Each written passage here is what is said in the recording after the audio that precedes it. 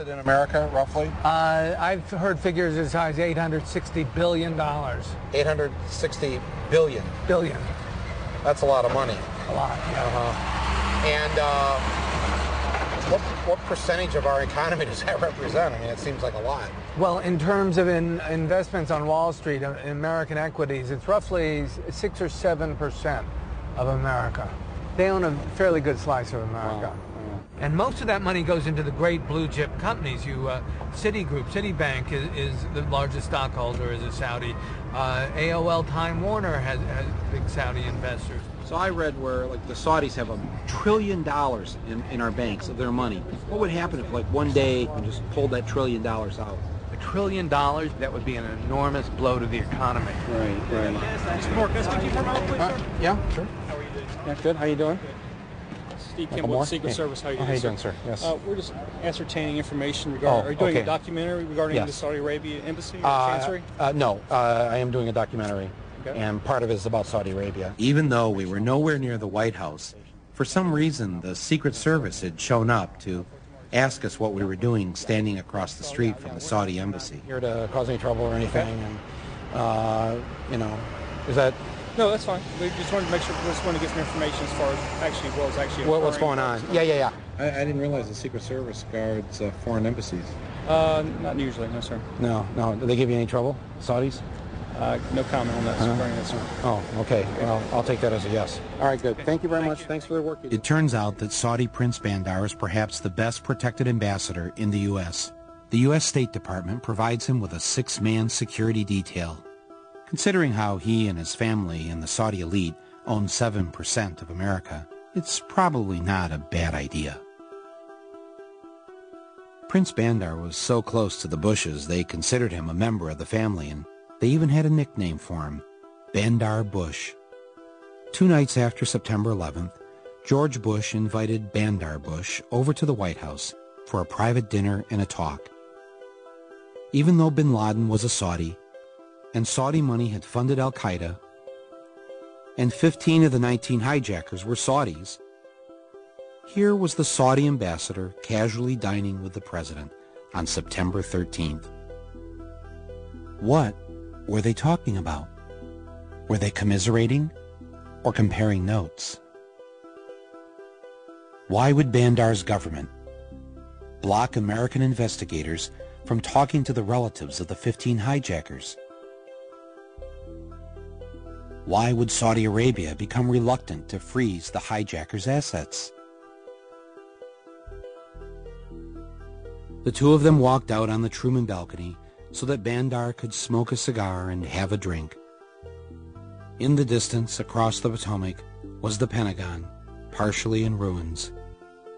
I wonder if Mr. Bush told Prince Bandar not to worry, because he already had a plan in motion.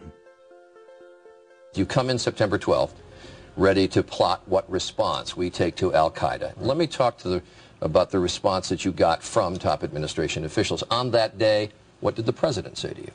The president, in a very intimidating way, left us, me and my staff, with the clear indication that he wanted us to come back with the word that there was an Iraqi hand behind 9/11, because they had been planning to do something about Iraq from before the time they came into office. Did he ask about any other nations other than Iraq? No, not at all. It was Iraq, Saddam, find out, get back to me. And were his questions more about Iraq than about al-Qaeda? Absolutely. He didn't ask me about al-Qaeda. And the reaction you got that day from the defense secretary, Donald Rumsfeld, from his assistant, Paul Wolfowitz? Well, Donald Rumsfeld said, when we talked about bombing the al-Qaeda infrastructure in Afghanistan, he said there were no good targets in Afghanistan. Let's bomb Iraq. And we said, but Iraq had nothing to do with this. And that didn't seem to make much difference. And the reason they had to do Afghanistan first was it was obvious that al-Qaeda had attacked us, and it was obvious that al-Qaeda was in Afghanistan. The American people wouldn't have stood by if we had done nothing on Afghanistan.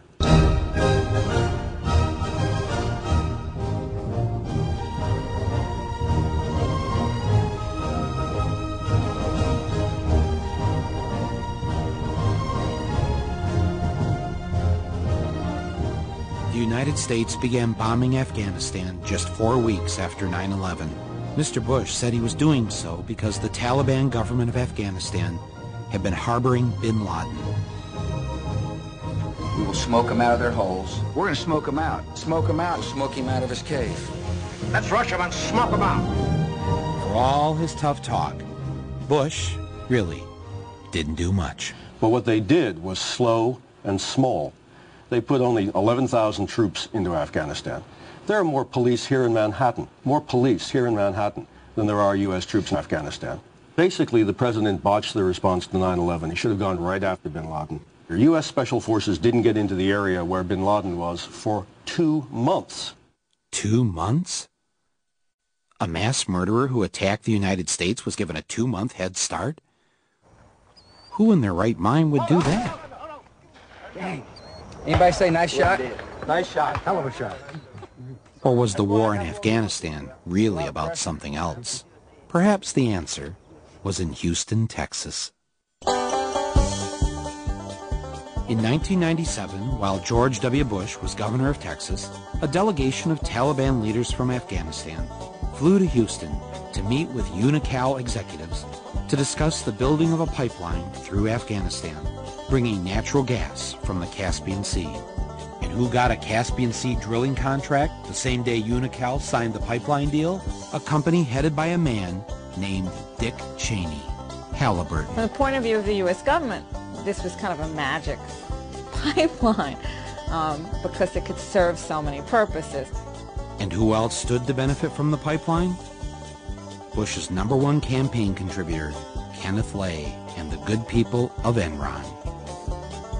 Only the British press covered this trip.